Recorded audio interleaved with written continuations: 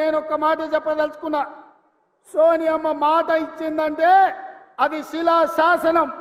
సోనియమ్మ గారు ఏదైతే మాట ఇస్తే అది శిలా శాసనం. ఆ శిలా శాసనాన్ని అమలు చేయడానికి మా ఊపిరి పోయినా మా రక్తం దారబోసైనా అమలు చేసే బాధ్యత నా మంత్రివర్గం నా మిత్రులందరూ కలిసి తీసుకుంటాం. ఇవాళ ఇచ్చిన మాట నిలబెట్టుకోవడానికి కాంగ్రెస్ పార్టీ సిద్ధంగా ఉంది. అందుకే 6 గ్యారంటీలలో డిసెంబర్ 9 నాడు ఆర్టీసీ బస్సు, రాజీవ్ ఆరోగ్యశ్రీ అమలు చేస్తే ఇవాళ మా పేదలకు ఆనాడు కట్టెల పొయ్యితో కన్నీళ్లతో క్యాన్సర్ వచ్చి చచ్చిపోతున్న ఆడబిడ్డలకు ఆ ఎల్ల యూపీఏ ప్రభుత్వంలో సోనియమ్మ దీపం పథకం ద్వారా గ్యాస్ పొయ్యి సిలిండర్ ఇచ్చి 400కే ఆ ఎల్ల సిలిండర్ ఇచ్చింది. కానీ నరేంద్ర మోడీ అధికారంలోకి వచ్చి కేసీఆర్ అధికారంలోకి వచ్చిన తర్వాత 400 రూపాయల సిలిండర్ 1200 రూపాయలు చేసి మా పేద ఆడబిడ్డలు దోసుకుంటుంటే సోనియమ్మ రంగారెడ్డి జిల్లాలో తుక్కుగూడలో మాట ఇచ్చింది. అధికారంలోకి వచ్చిన వెంబడే మా వాళ్ళకు ఆదేశాలు ఇస్తున్నా 500కే సిలిండర్ ఇస్తామని సోనియమ్మ మాట ఇచ్చింది. ఆ అమ్మ సోనియమ్మ ఇచ్చిన మాటను దృష్టిలో పెట్టుకొని ఇవాళ చేవెళ్లలో ఈ గొప్ప పథకాన్ని ఆమె బిడ్డ మన నాయకురాలు ప్రియాంక గాంధీ గారి చేత ప్రారంభించాలని ఈ ఏర్పాట్లు అన్నీ చేసుకున్నాం.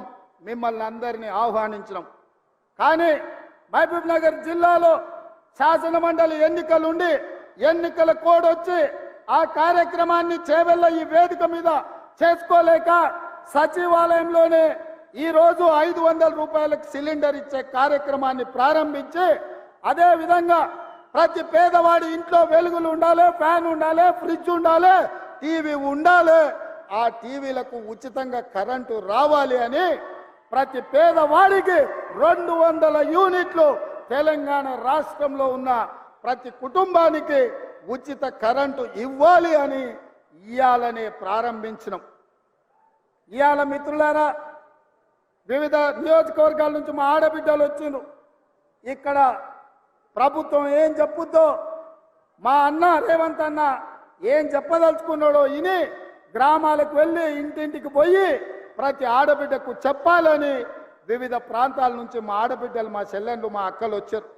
అక్క మీరు ఒక్కటే మాట చెప్పండి, మీ సోదరుడిగా మీ కష్టాలు తీర్చే బాధ్యత నాది. మా లక్ష్మి గ్రూపులను బలోపేతం చేసి మీరు లక్షాధికారులు కాదు మిమ్మల్ని కోటీశ్వరులను చేసే బాధ్యత ఇందిరమ్మ రాజ్యం తీసుకుంటుంది. కాంగ్రెస్ పార్టీ ఆ బాధ్యతను తీసుకుంటుందని నేను తెలియజేస్తున్నా.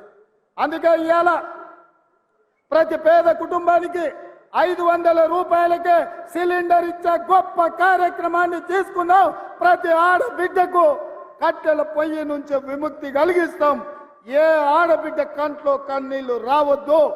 ఆ కుటుంబం సంతోషంతో పండుగ చేసుకోవాలి అంటే 500 రూపాయలకే సిలిండర్ ఇవ్వాలి అని మన ప్రభుత్వం ఇవాళ నుంచే ప్రారంభించింది. ఇవాళ 40 లక్షల మంది అర్హులైనరు.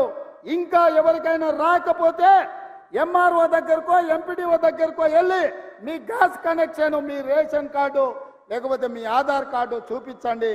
మీకు అందరికి ఇచ్చే బాధ్యత ఈ ప్రభుత్వానిది, ఇందిరమ్మ ప్రభుత్వాన్ని నేను తెలియజేస్తున్నా. ఎవరైనా మీకు రాలేదంటే ఆందోళన చెందకండి. అక్కడనే కూర్చొని అధికారులను అడగండి, మాకెందుకు రాలేదు, మా రేషన్ కార్డు, మా గ్యాస్ కనెక్షన్, మా ఆధార్ కార్డు ఇది మా రేవంత్ అన్న చేవెళ్లలో చెప్పిండు, మాకు వస్తుంది ఇవ్వండి అని మీరు అడగండి. మీకు ఇప్పించే బాధ్యత పెద్దలు ఉత్తమ్ కుమార్ రెడ్డి గారు తీసుకుంటారు. ఆ నగదు బదిలీ చేసే బాధ్యత పెద్దలు బట్టి విక్రమార్క గారు తీసుకుంటారు. బట్టి విక్రమార్క గారు రోజు పొద్దున సాయంత్రం కూడుతూ ఉన్నాడు, కూడికలు కూడుతూ ఉండు, ఏమన్నా తక్కువవుతుందా ఎక్కువవుతుందా అని.